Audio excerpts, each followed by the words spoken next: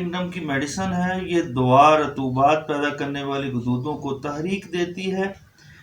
دیتی ہے، حرام مغز کے ذیلی حصے پر اثر کرتی ہے، درد میں مفید ہے اور وجع المفاصل گنٹھیا کو دور کرتی ہے، اور لنگڑی کے درد